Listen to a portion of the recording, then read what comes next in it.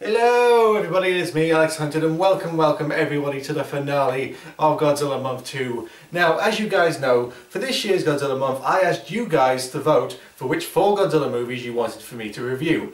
And boy do I have a finale for you for this year. It's the movie that you voted for the most, and if you're reading the titles by now you already know which one it is. This is Godzilla 2014, the movie that split audiences and fans right down the middle, and today I'm gonna throw my hat into it.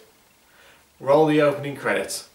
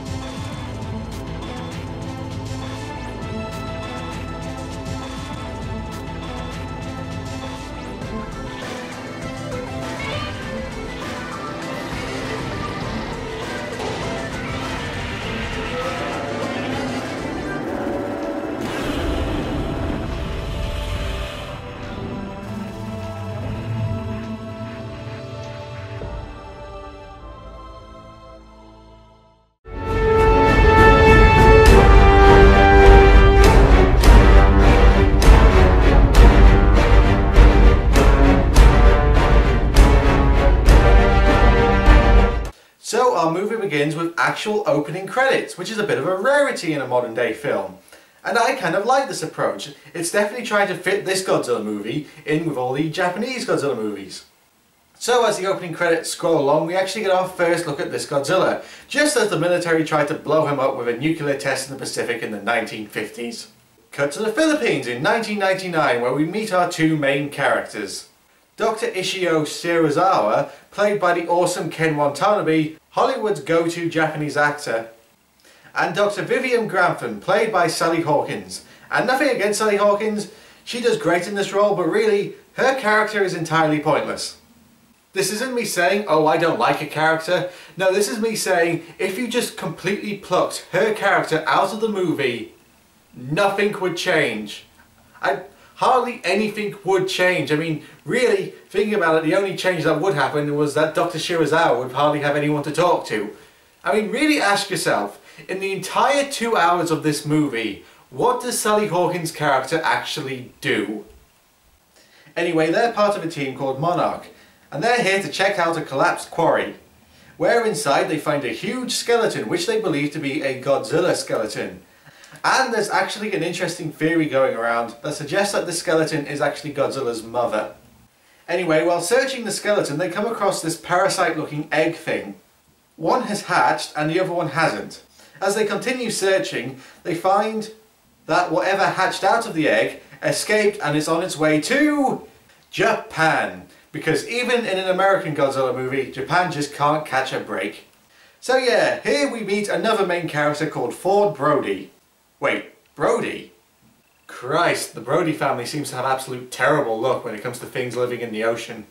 Anyway, Kid Brody is getting things ready for his dad's birthday with his mom, played by Juliette Binoche, a fantastic actress who has won many awards for all her work and has a long and amazing career in acting. And I can't wait for all 6 lines that she gets in this movie. Anyway, Kid Brody's dad is interested in some seismic activity he's picking up that seems to be getting closer and closer to the nuclear power plant he works at. This is also where we find out Dad Brody is played by the one who knocks, Bryan Cranston. You're goddamn right.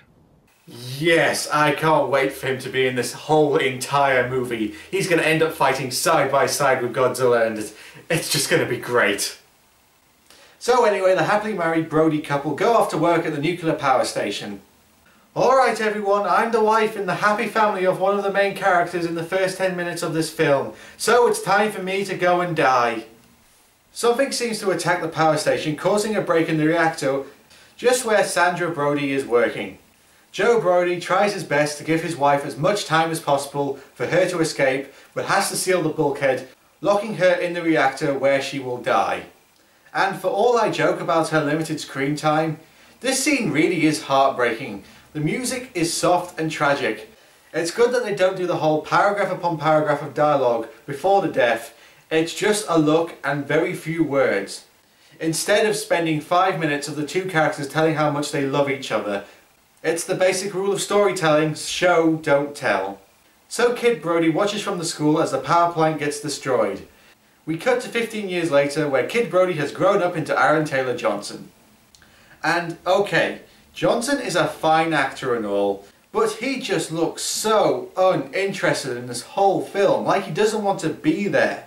Which really doesn't help in the fact that his character is just boring. But it's okay because Bryan Cranston is going to be here for the whole movie. Yep, it's just going to be great. So after spending 14 months away from his family, Ford Brody has gone and married his sister Scarlet Witch. Oh, sorry, this isn't Age of Ultron. I mean, he's married his wife, Ellen Brody, who is played by Elizabeth Olsen, who also played Scarlet Witch in Avengers Age of Ultron, and Aaron Taylor Johnson played Quicksilver, and they were brother and sister. And, you know, looking back, that's kind of odd, considering that they are brothers and sisters in a massive Marvel film, and they're also husband and wife in a massive Godzilla film. It's not helped that the fact that they also have a son. Anyway, as they celebrate, they get a phone call. This is Mrs. Brody. Tell him you're busy. That better not be my dad cooking meth again. So Joe Brody has been arrested in Japan again, so Ford has to go into Japan to get his dad out of jail.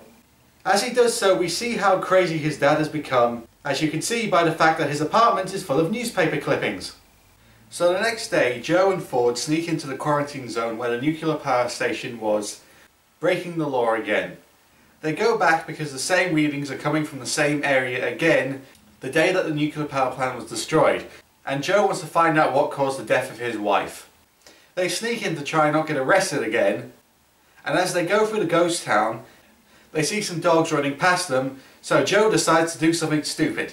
Are we going home or what? Whoa, hey, what are you...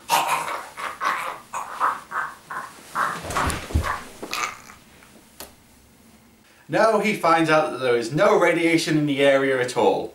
And they come across their old home, and then they quickly get arrested again, but for some reason they decide to take them to the nuclear plant. There is no reason why the security would do this, it's just so that they can put the main characters in the upcoming set piece, which is at the wreck of the power plant with some strange cocoon-shaped thing, which has been setting off this EMP blast, knocking out the electrical circuits for the facility.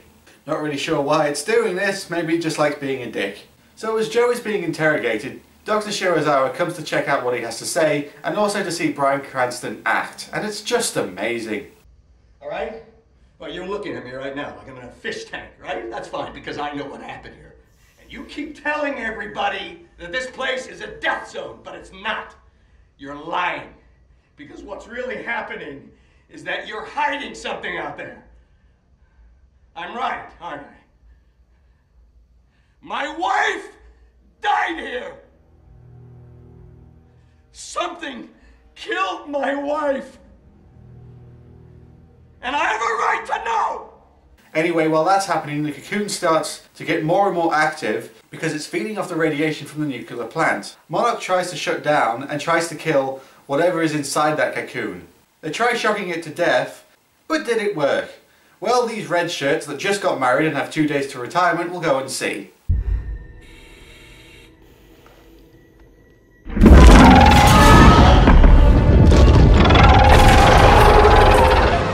I'm guessing no, it didn't work.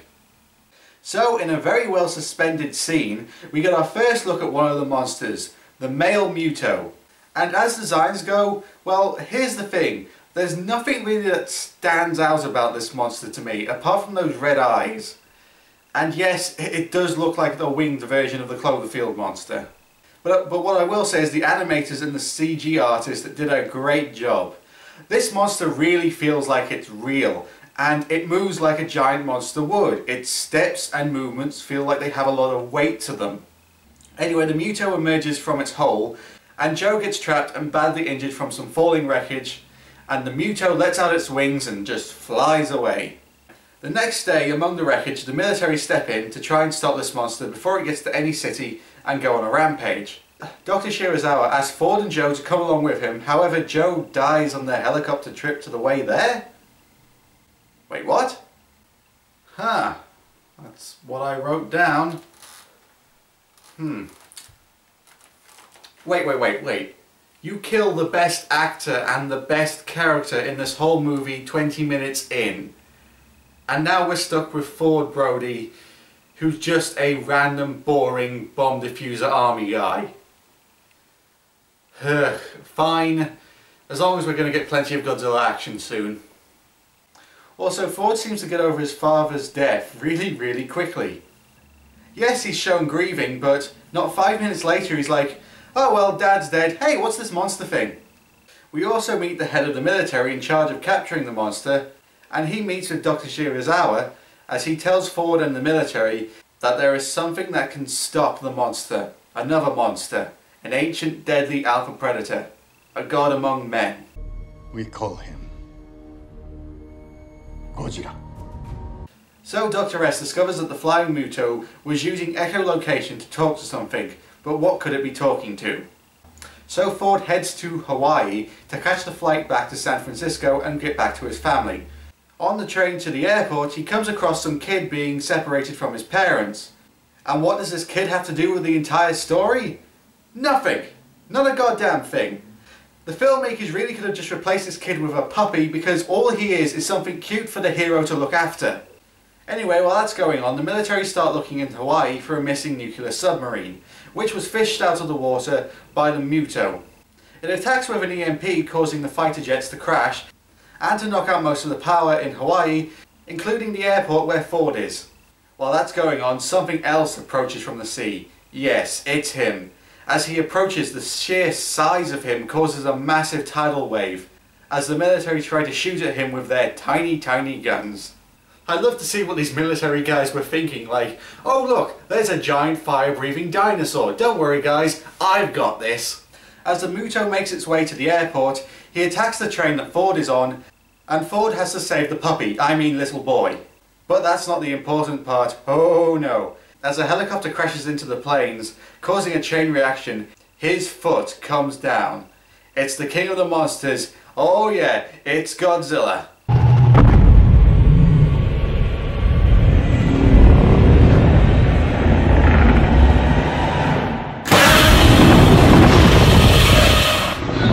Holy shit, this is going to be amazing. For pretty much the first time ever, Godzilla is going to fight another monster on the big screen. A huge, blockbusting Hollywood movie. We're going to see two monsters, one of them Godzilla, fight. This is going to be amazing.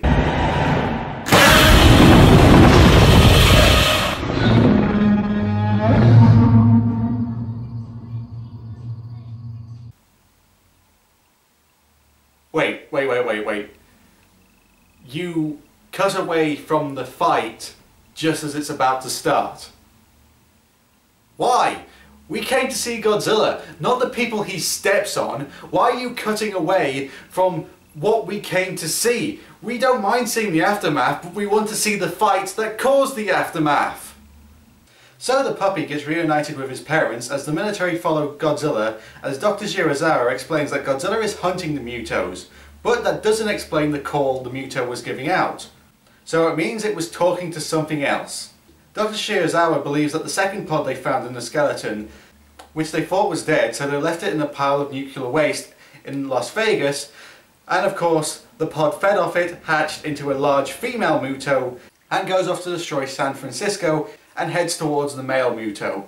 Why? Well, they want to, how can I put this, lay waste to her city. He wants to fire his beam into, oh forget it, he just wants to have sex with her and make baby Mutos. So the military decide to use a nuclear bomb in the middle of the city to lure both Mutos and Godzilla and use the blast to destroy all three of them.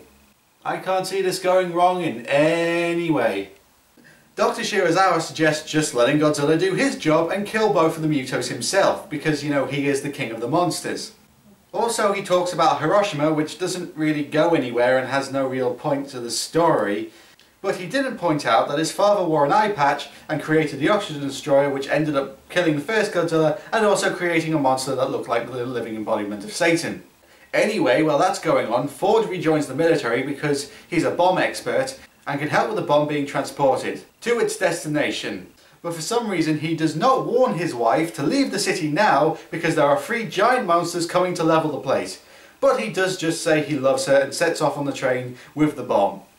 They set the bomb on a mechanical timer because the Muto's EMP can disable an electrical timer. As the train travels, guess who has already caught up with the military? Oh, of course we don't actually see the battle that the military is having with the giant female Muto. Oh no. We just see the aftermath, because that's what we really want to see. But we do get this really great scene where Ford and some red shirt military dudes scout ahead, and the female Muto doesn't see them but knows that they're there and starts searching the area to find them. The humans look like insects in this shot. It's a very well paced scene. There is no music, there is just the sound of the monster. It's scary and slow and suspenseful and doesn't have any shaky cam or a million cuts, which makes it just great to watch. So the female Muto finds the train and starts attacking it, eating the nuclear warhead to feed the baby Mutos inside of her. So while that's going on, the west coast is being evacuated because of all the giant monsters coming to level the entire city. Or because Superman's coming to save the day, I don't know. Anyway, Ellie decides that she should have her son evacuated and gives her to a work friend. And as Kid Brody is on the Golden Gate Bridge being evacuated, guess who shows up?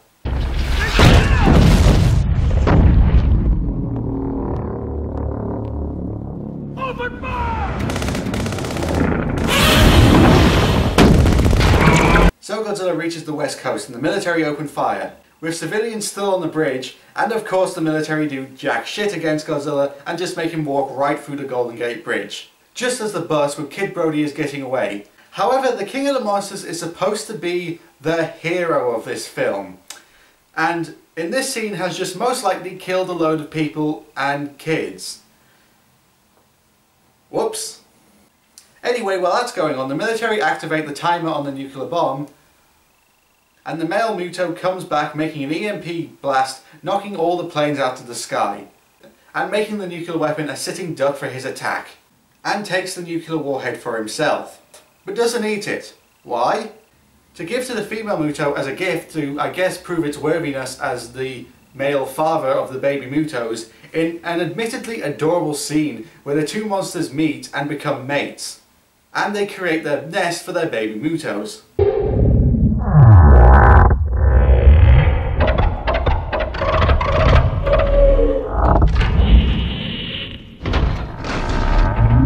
Ah, those 2 are in love. Isn't this scene just so adorable?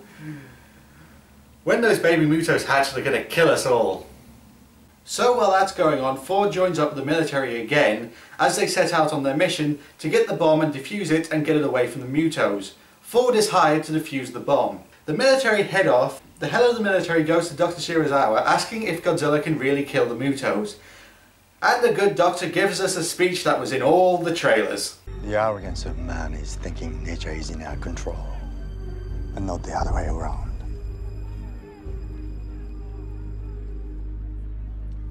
Let them fight. You just want to watch giant monsters fight, don't you, Doctor? Well, it'll be awesome to see. So the male Muto flies into the city and Godzilla makes his entrance. As Ellie watches over and gets into cover, the 2 monsters charge at each other, and we cut away to something else again, just as the fight is about to start. Okay, this is the biggest problem with this goddamn movie. Yes, I'm glad that they didn't overload us with Godzilla in every single scene of this goddamn movie. But I will say that the constant cutting away from Godzilla to the human characters gets very, very annoying. Now, it would be fine cutting away to the human characters if they were interesting characters, but they're not. Most of them are really boring. So, cutting away from Godzilla, we don't really care about what the human characters are doing anymore. We just want to see Godzilla as soon as he gets on screen doing what Godzilla does best. I mean, it's kind of like the movie is going, oh, look at this amazing, awesome action sequence. Oh wait, no, we don't really want to show you it, but isn't our reaction just good enough? Anyway, we do get an amazing Halo jump scene with the music from 2001: A Space Odyssey. It looks like they're descending into hell. It's just an awesome scene. I really wish I could have seen this on an IMAX screen when this movie came out, but I had to go see it in a normal standard cinema. So as the military land, Godzilla comes to fight the female Muto. And as soon as they clash, the movie pans back down to the military. Fair enough, we do need to see them stop the bomb, but could you have cut away to that in the middle of the fight scene, not just as the fight scene starts? You know, we want to see Godzilla in a movie titled Godzilla. I saw Team 1 move to the east. 2 of our team members didn't make it. I heard bits and pieces on the radio. The snipers on the rooftop are moving into position. I have a question. What's the point of snipers in a giant monster situation? I mean, you don't really need them to scout ahead because the monsters are so big you can pretty much see them coming a mile away. And I really doubt a sniper can do anything against a 300-meter tall kaiju. So as the military and Ford try to disarm the bomb, Godzilla starts beating up the female Muto. So the male Muto comes in to save his girl, and Godzilla starts getting beaten down by the 2 Mutos. It's great to actually see these action scenes for once. And what actually makes it better is there isn't that much shaky cam, so you can actually see what the hell is going on. As the battle continues, the military remove the warhead, but are unable to disarm it. So the entire point of Ford coming along on this mission is now pointless. But that does mean that they have to get it as far away from the city as possible before it detonates. As they leave, Ford decides that he has to destroy the Muto nest and fills it up with fuel from a truck that just happened to be there, causing a huge explosion, killing the nest, causing the female Muto to run in horror to see her dead babies. She mourns her baby's death, but Ford mistakenly gets her attention. And she basically just wants to kill something now because, well, she's just lost everything that she worked for. But just as she's about to kill Ford, a blue light comes from the smoke.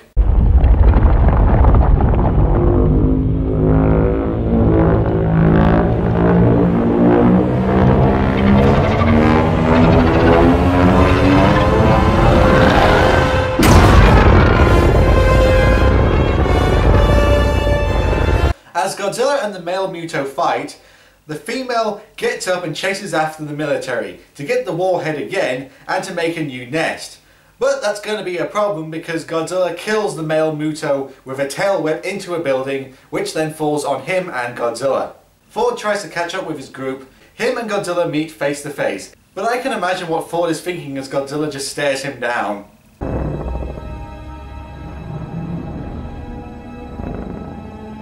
Oh shit, oh shit, oh shit, I'm gonna die. Oh my god, help me. But actually the reaction Aaron Taylor-Johnson gives us is... Total surprise! So anyway, while the female Muto is busy killing the military dudes, Ford gets on the boat with the warhead and tries to get the boat out to sea as fast as possible to prevent as much damage as possible. But the female Muto stops him. But don't worry, Ford has a tiny pistol that will stop her. Actually no, Godzilla comes in and does the most awesome thing in the history of ever.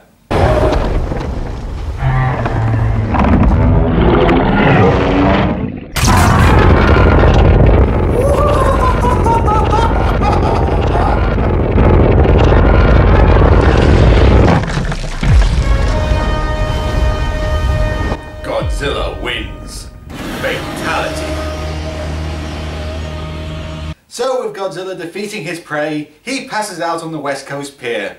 And Ford is saved by what's left of the military, just as the bomb goes off. And given the fact that this was a nuclear warhead, I really doubt that the warhead got out to sea enough not to destroy the entirety of San Francisco. But, oh well, the day is saved. The next day, as everyone looks for survivors among the wreckage of the city, as Godzilla sleeps, Ford, Ellie and Kid Brody finally reunite, and Godzilla wakes up to be proclaimed as the king of the monsters as he returns to the sea.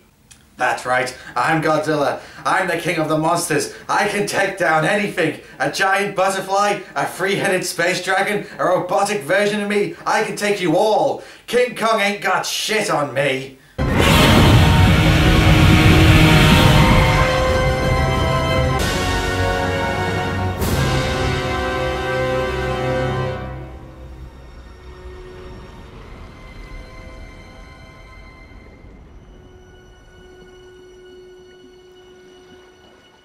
And that was Godzilla 2014. How was it? Well, it's definitely a Godzilla movie. It's a very well-made Godzilla movie, but it does have its problems. Okay, the good points. The cinematography is amazing, and the soundtrack really stands out and fits with the whole Godzilla theme. But I do wish the original Godzilla theme was in this movie. But what's best of all is that Gareth Edwards gets Godzilla. He understands that Godzilla is neither a hero nor a villain. He's a force of nature. He's a predator. He doesn't care about humans. They're just insects to him. If another monster threatens his territory, he will defend it, but that doesn't mean he's going to save us. And that's what Godzilla is to me, and that's what this movie gets just so well. The problems? Well, the acting is very mixed. Bryan Cranston and Ken Watanabe both give great performances, but Aaron Taylor-Johnson really looks bored through most of his scenes, and Elizabeth Olsen is just wasted in her role. And that makes the constant cutting away from Godzilla to the human characters, it really makes it annoying, especially when it gets to like the third time that they're doing it, because these human characters aren't interesting enough to keep cutting away from the giant kaiju action that we came to see. All in all, I think this is a good Godzilla movie. It's not a great Godzilla movie, but it's not a bad Godzilla movie either. And it is definitely a Godzilla movie. It's not a Zilla movie. This on screen is Godzilla. So I'm really looking forward to where Legendary go with this series. So, with that said, Godzilla Mob 2015 is all over, but you know, thinking about it, I really have had a lot of fun reviewing kaiju movies all month. So why should I just stop at a month? Why don't I just go on and on and on and keep reviewing kaiju movies? So I decided to make this. It's a wheel of kaiju movies. Every Godzilla movie I have yet to review is on here. And many other kaiju films are on here too, like Mothra, Gamera, King Kong, and just tons more others. So you know now, after the end of every kaiju movie review, I'm going to spin this wheel and whatever it lands on, I'm going to review next. So, let's spin the wheel for the first time, and I will see you next time when I review...